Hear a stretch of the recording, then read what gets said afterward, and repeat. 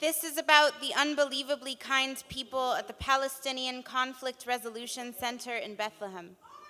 The way a concrete barricade cuts their backyard in half like an unwanted scar, travels upward like the souls of 1,000 dead doves who will never fly again, whose olive branches are right now being cut to make room for Jewish mouths, whose limbs are stripped for their worth every time a reporter asks a Palestinian person for a digestible piece of their humanity to souvenir back home with them. How when told in my voice, this story might sound nicer than it truly is, and that will have been because I have not experienced the trauma of a genocide. No matter what the Haggadah says the Jews were doing when we were enslaved in Egypt, this is about how the wall on the Palestinian side is so covered in prayers of peace, spray painted in their own blood, that for a moment it no longer looks like a wall, but a giant gravestone.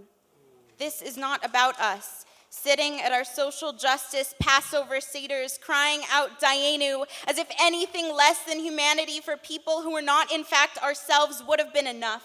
except that it is about me and all the other Jewish people I grew up around, reclining every Shabbat in our comfortable homes, eating unrisen bread as if we cannot afford the time to let it rise. And how about a metaphor for the ways in which my synagogue raised me to resemble so much of a pig, I forgot I was supposed to call myself a mouse, that it's more respectable to call ourselves oppressed these days than to look at the soles of our own shoes, to see who we have always been stepping on to get here. It is ironic how much of a gas chamber has been made of Gaza, and Israel wants to let everyone know us Jews are a recovering people, only looking for a warm place to lay our cold heads after the war. But I still have family in Zionist groups. They still wear their parents' skin on over theirs as if the trauma was tailored to fit their bodies, strut out of the 12th floor apartment in it, walk confident down the Upper West Manhattan sidewalk in it. The costume does not come without a snout. I should remind you, I love my family.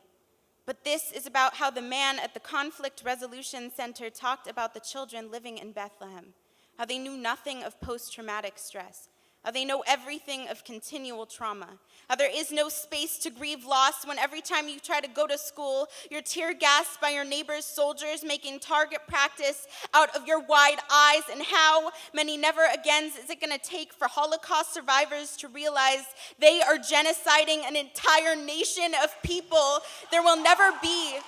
enough Band-Aid to cover a wound that keeps being bombed, but for some reason, we are still praying. Avinu